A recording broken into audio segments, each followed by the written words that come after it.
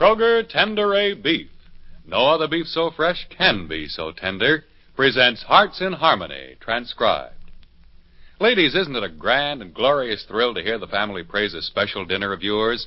Of course it is. And you can bet that compliments will come fast and furious every time you serve Kroger quality beef. What a tasty treat. Tender? Yes, ma'am. Delicious? Yes, sirree. Why, it's just brimming with flavory-rich juices, with delicious tenderness. Just think what a wonderful thrill it'll be for you to surprise your family with a thick, juicy steak or a crusty brown roast of beef. Or perhaps the folks at your house go for savory beef stew or boiled beef with horseradish. Well, no matter what main dish you choose, you'll find the delightful goodness of Kroger quality beef will please the entire family. Remember, Kroger quality beef is carefully selected from the best beef on the market today. And not only is it the best grade of beef available, it's also priced for real thrift. So be sure to visit your Kroger store soon, the only place you can buy it and get Kroger quality beef. It's deliciously tasty and tender, and it's available now at your Kroger store. Now, Hearts in Harmony. Freddie Lang and Nora's father, Paul, need $3,000 before the railroad will release the herd of cows they have bought for their dairy. All they have so far is $700. While Freddie is running around town trying to borrow the missing $2,300, Penny visits with her employer, Mrs. Carrie Carlton. So far, Miss Gibbs, everything has worked out perfectly. Oh, I'm glad of that, Mrs. Carlton. So am I, but I'm not surprised. Up to now, everything has been rather easy. And things are going to be more difficult from now on? Yes, my dear. We're now going to take our first important step. Well, that sounds exciting. It'll be more than exciting if anything goes wrong, Miss Gibbs. So I want to caution you to use extreme care from now on. I'll do my best, Mrs. I know you Carlton. will. And I want to caution you again. Secrecy is vital to success. No one must know what you're doing or for whom you're doing it. It's most important. I realize that, Mrs. Carlton. But do you realize why this must be done in secret? Well, it's getting to be rather obvious. Good. I was hoping I wouldn't have to explain. Now, here's an envelope. Mm-hmm. Take it and put it in your purse. All right. And no matter what you do, Miss Gibbs, don't lose it. Well, what's in the envelope, Mrs. Carlton? Or shouldn't I ask? Look inside it. It's not sealed. All right. Well? It's money. Don't look so startled, my dear. It's not all the money in the world. It's just $5,000. $5,000? But I'm glad you're in awe of it. It's a very important $5,000. It's worth 10, no, 100 times that much to me right now. Oh, it is a great deal of money. It's going to do a great deal of work. Now, close your purse and keep it closed until you get home. Yes, of course I will. Now you'll want to know what to do with the money. Mm-hmm. Listen very carefully, then. All right. You saw 3 men for me last week, didn't you? Yes, I did. The third man you saw, the elderly man from Ashton, agreed to do what you asked. Isn't that so? Yes, although he was a little reluctant about it. He has a reason to be, my dear. He's being asked to do a rather difficult thing. I see. No, I doubt if you do see, really. I haven't yet told you all you'll need to know about this, but I have a reason. I'm sure you do. I do. I don't think you should be burdened with too much at once. Either too much responsibility or too much knowledge that must remain secret. Let it suffice to say I am, through you, asking this third man you saw to do a difficult and perhaps dangerous thing. I feel he should be amply paid for his risks and be paid in advance. Well, then, this money is for him. Yes, it is. And let me tell you this. That man is very suspicious. He has reasons to be, which we won't go into at the moment. This afternoon, I want you to go to see him without the money. Tell him you have the money and want to give it to him. Well, when do I promise him the money? Day after tomorrow. But first you'll have to convince him you have it. He'll ask a great many questions about it, where you got it, how you knew he wants it, and so forth. But I'm not to tell him I got it from you, am I? Oh, heavens no, Miss Gibbs. That would be a mistake so serious it may well ruin our entire plan. We must never know where you got the money. No one must ever know where you get your money, your information, or anything. My name must never be mentioned, not under any circumstances, no matter how much difficulty silence gets you into. I can never tell anyone? Well, what if the police should enter into it? Miss Gibbs, I said my name should never be mentioned. Very well. And the police need not be problem to you, my dear, unless you bungle what you will have to do with others. I'll try not to make any mistakes. I trust you won't. See this man this afternoon. Tell him you have $5,000 for him, which you will give him at his convenience the day after tomorrow. Then be prompt in delivering the money to him. That will give him confidence in you. He'll begin to trust you more readily, and then we can begin to go to work. Well, if he doesn't want the money, Mrs. Carlton, then what? He'll want the money. He'll need this and a great deal more if he's to do what we ask him. Am I to ask him to do anything more when I give him the money? No. Tell him this is for being agreeable and open to further suggestions. Watch his face when you tell him that. Then come back and give me a report. His attitude these days is most important for the future. You understand what you're to do? Yes, Mrs. Carlton, I think I do. Very well. We'll go ahead accordingly. But please keep in mind the importance of secrecy, for it's vital to what we're planning to do.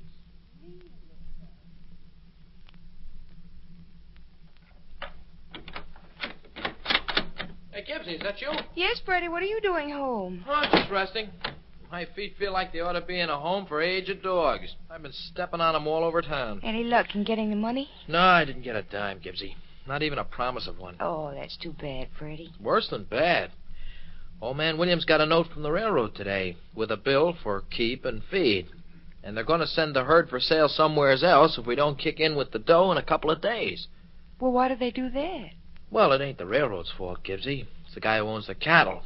You see, Mr. Williams promised him the dough right away, and he's sore 'cause he ain't getting it. I see. Well, how much do you need, Freddie? Wasn't it $2,300? Yes, that's what it was. Now it's more, with the feed bill from the railroads. And that's getting bigger every day, isn't it? Yeah. The doors on our dairy are closing tighter every day. Oh, Gibbsy, I knew all this was just too good to happen to me. It would happen for just a measly $2,300, too. That keeps our dairy from opening. Oh, Freddie, I wish I had the money. I'd give it to you outright. I wish I had it, too, Gibbsy. But I wouldn't let you give it to me. It'd be strictly a loan. Or, I guess we could give you a hunk of the dairy for it. You know, if you offered a percentage of your dairy, I know someone I could get the money from. If you wanted to own part of your company. Yeah, Gibbsy, who? Mrs. Carlton. Old Lady Carlton? Nothing doing, Gibbsy. I don't want no part of that dame. Look, Freddie, if you need the money so badly, I need the money like I need air. But I ain't needing either one so bad that I'd go to anybody like that Carlton dame to get it. Freddie, don't you think you ought to consider Mr. Williams, too? He stands to lose as much as you do if you don't get the money for the herd. Well, he don't want any part of the Carlton dough either. How do you know? 'Cause I asked him. When did you ask him? This morning. You see, Gibbsy, I sort of figured that maybe you'd offer to go to her for the dough, and, well, thanks just the same. Me and Mr. Williams, we don't want her kind of dough. Or the kind of dough that maybe we could have squeezed out of Madeline Dodge. Well, I don't know why you feel that way, Freddie. Money's money. Yeah, money is a lot of things besides money, Gibbsy. Some of it's good, some of it's bad. You have to say thanks for some dough and scrape your nose on the ground for some dough. And old man Williams and me, we ain't even going to curtsy for Carlton dough or dough for Madeline Dodge. All right, Freddie, but if you change your mind, then... No. Me and Mr. Williams will close up the dairy first. Thanks for the offer, though, Gibbsy.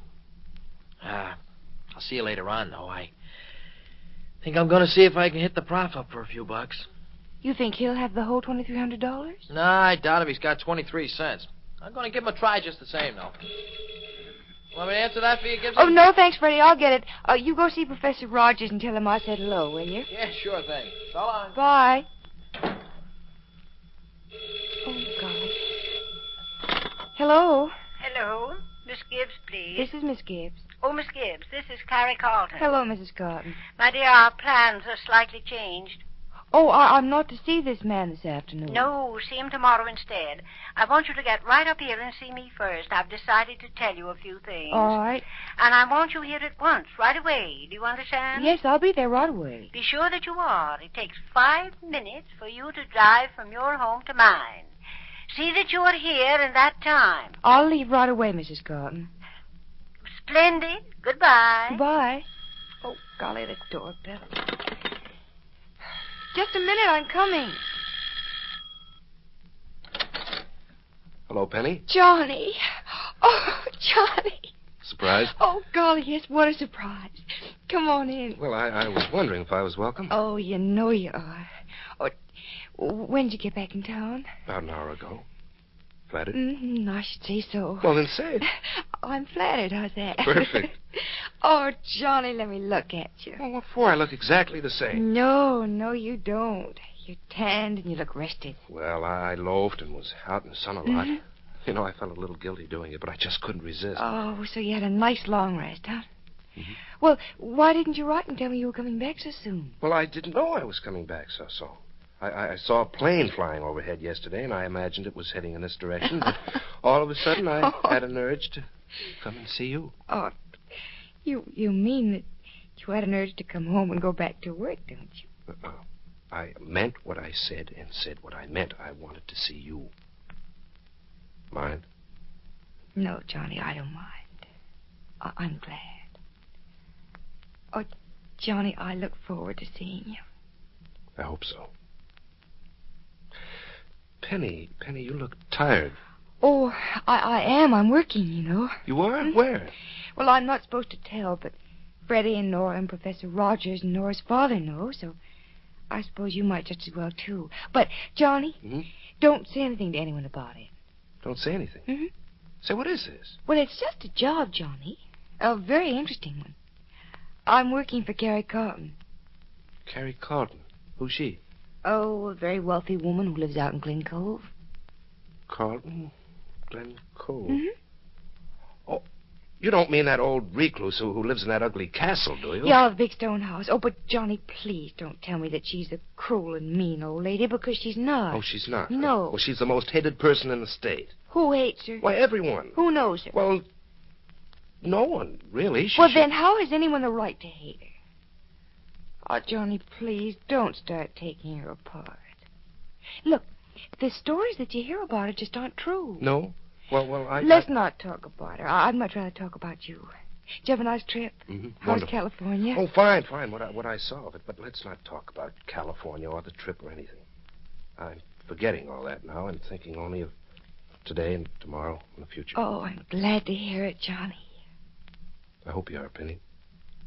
Because you're the only one I remember from the past who has a place in what I call my future.